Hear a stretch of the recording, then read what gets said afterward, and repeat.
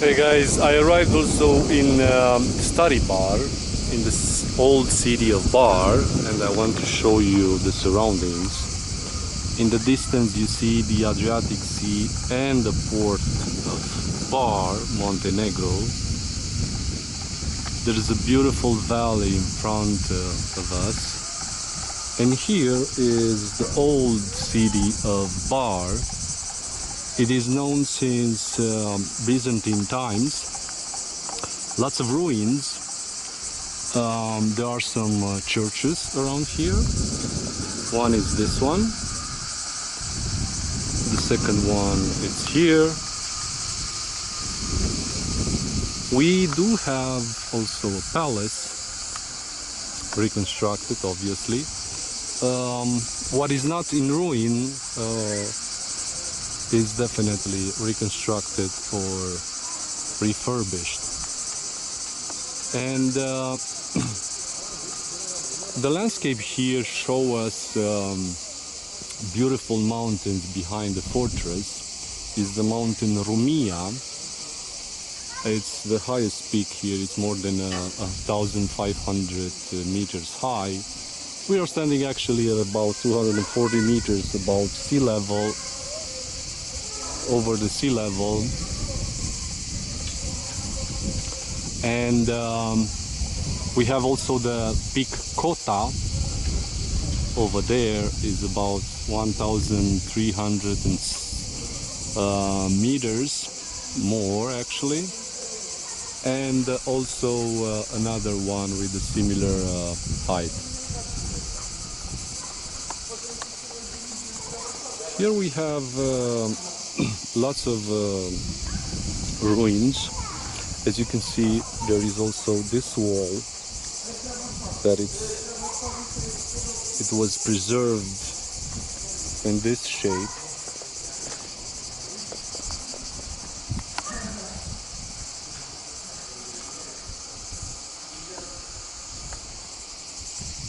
And after the Byzantines, the Slavs were the ones who took the city, and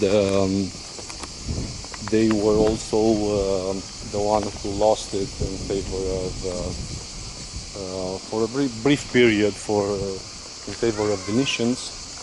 And then the Ottomans came in 1571, and what we see today is part of their work.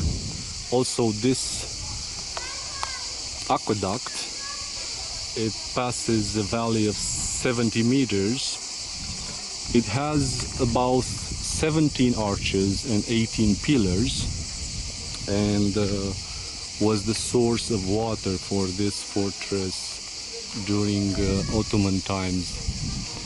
And the water is brought actually from Mount Rumia, from a distance of 3 kilometers from here. So it is one of the 3 aqueducts in former Yugoslavia. One is in Croatia, second one is in Skopje, and this is the third one. It looks good, but it was almost entirely reconstructed after 1979, when it was a really huge earthquake. And there is a story that happened in 1877 when the Montenegrins sieged this fortress. The fortress was ruled by Ibrahim Bey, the general in the Ottoman army, and they started in 13 November 77, and even if they use like 10 guns, they haven't managed to conquer the city and the fortress. Over there is the main entrance after the corner where you see that tower. And it took them about 7 weeks until January the 5th, when they decided to place more than 200 kilograms under this aqueduct and to destroy it. 4 days later, Ibrahim Bey decided to leave the fortress, probably because they didn't have water. I wonder why didn't they do that like in November last year. So in 1878, the Montenegrins were able to conquer this fortress, and after the Treaty of Berlin, this place was assigned to Montenegro. It's a really beautiful landscape around here. The view is quite beautiful.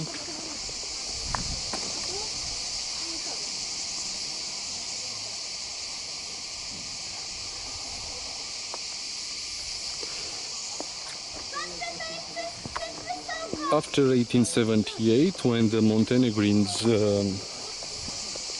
managed to conquer this fortress,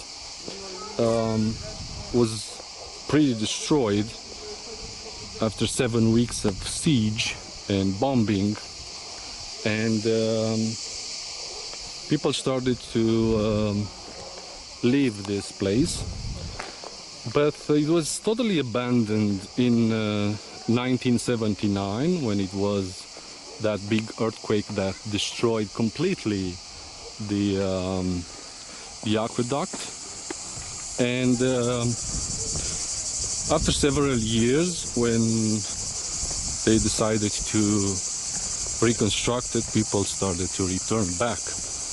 On the south gate, it's over there, you can see a clock tower that close to it is the south gate. It was also, this one was also rebuilt, and the clock is not a functional clock, it's just a memory of a clock.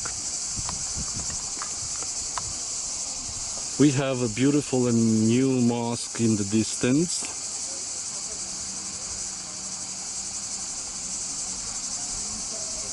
It's quite big. I passed next to it. It was built in 2002. And this is Stari Bar,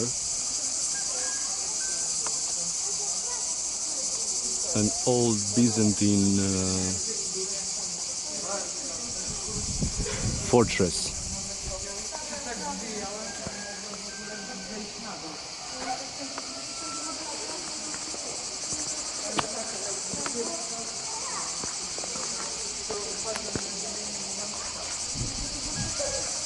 I will see you next time.